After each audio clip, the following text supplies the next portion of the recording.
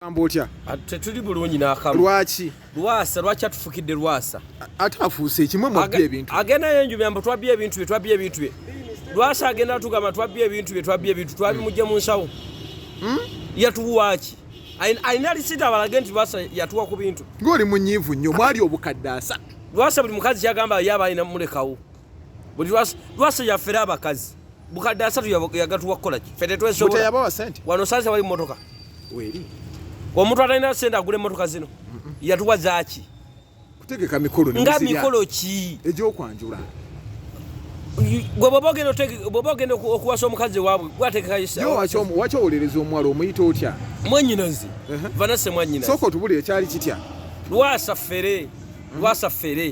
Lwasa yavana kati ya Vanessa emmotoka nga bakyagibanja. Bodi n'egikola ki? Ne bagisika. Lwaki oba omukazi emmotoka nga bagibanja? Obuzo nkuwa mukazi w'emmotoka gweyagala nga bagibanja. Abadde ajja gimala. Lwasa anoonya mawulire talina ssente. Lwasa na mwavu. Okimanyi byabugaga bya Lwasa tebibuweza amuwadde miliyoni eziwera 2. Mwamaze kumubba. Kumubba ki naawe babba ki oyo nawe atalina? Lwasa bamuyimiriza nti emikolo tegiriyo nga aliriddawa. Yabadde ajja. Nga atuseewa. Yabadde ali waka yeteekayo sukali tewamulabe gwe yabadde aleeta. Olaba vidiyo ya Lwasa oyo yabadde. Mukayumba nga n'amatafali sima kubeka plasta. Kyemwavudde temutegeka mikolo. Yewuwe. Kyemuvudde temutegeka mikolo. Kubuuza kakati gwe nawe oba oli musiru yogera. Bw'at olina magezi. Oba tolina magezi. Ate ekinvumya kyekya. Ati kati nkugamba ebyamazima olinga atalina magezi osiri wala busiriwazi. Njagala nkubuuze. Lwasa bw'aba agamba nti no Vanessa yamukoze eki? Yamufeze mbu yamuweza miliyoni meka? 3. Otegeka ebintu. Akubaga budget gundi gye Lwasa gyadde yakola. Si kyekikulu. Teri mukolo gutalina budget. Kuno kwadde kukyala se. Okukya anti tewali mukolo gutalina budget. Omanya nti okuwala budget tujjo noga njatwala kino. Budget yabadde mu mutwe. Omutwe gwa Lwasa guyinza okukwata ebintu. Mwannyina muke nyini yavaayo n'agamba ti ssente yamanye wali ebintu ebitali expired. Ebitali era nemwe. Gwe nteekateeka wazirimu oba wagudde mu bigwe. Nze nganze mwannyina Vanessa. Ngamba ekintu kimu. Lwasa tadda muzanyira ku baana b'abendi. Nkubuuza ekibuuzo. Lwasa bw'akwana mwannyoko omuleete wammwe Lwasa. Muleeta nenda ku ssente. Wangi? Muleeta nenda. Wandi agadde mwannyoko ayagale Lwasa. Okusinziira ku Lwasa by'omulabako byonna ne size y'omubiri gwe. Lwasa mwannyoko. Naye kati gwe buzibu ki bw'olina ku Lwasa? Gwe mwannyoko wandi agadde ayagale Lwasa. Simanyi. Gwe kale singa obadde ogabanga gwe taata. Omwana wo muwa Lwasa.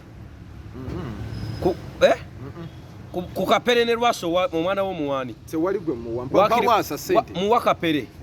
Muwa kapere kuba kapere alabika nti azaala n'ozaala. Lwasa talina baana. Simanyi gwe omuntu alina abaana akola ebyo. Ye bunaku gwe bafera. Enteekateeka wabaddemu ey'emikolo. Adda mu kuswaza abaana b'abendi. Siba lwaki gavumenti etandikira ku oyo okukwata. Alina musango ki? Atambuza pornography. Era mu video ba Lwasa bwe buvaayo. Yagambye n'ono agenda leeta vidiyo ze. Kakati omwalo. Anti kati Lwasa yabutambuza. Lwasa bamuteekeko ekkoligwa obutaddamu kukwana. Ekisooka bw'akwana omuntu aba mutuusizako omusango gwe bayita malicious. Yeetya eyo mu Luganda. Ye damage malicious. Okutuusako omuntu obulemu. Okumuleka nga takusa wanka. Ye Lwasa. Akola atya? Oba tukita domestic violence. For human being. Lwasa. Because Lwasa yennyini tawera. Lwasa akola mulimu ki? Businessman. Akola mulimu ki? Lwasa events ategeka ebivulu akola ki? Lwaki teyetegekera omukolo gwe omukazi akutegera atya nti jeta ffe tumanya wali ebintu ebya layisi. Vanessa alina obuzibu.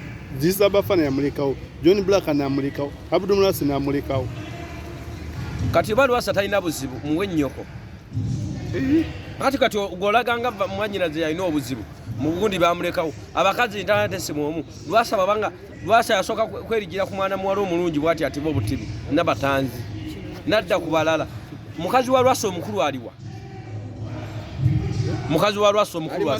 akola ki lwaki tadda ku oyo n'alabirira oyo n'amuddaabiriza kati kino nkulabula Lwasa nkola ki nganze mwannyina wa Vanessa ndabula Lwasa omulundi gwange ogusembayo era ogukola ki ogusooka Lwasa okuddamu okumula ku mawulire nti akwanya omuwala yenna. Billahi tallahi wallahi ya Mungu Lwasa ngenda kulaawa.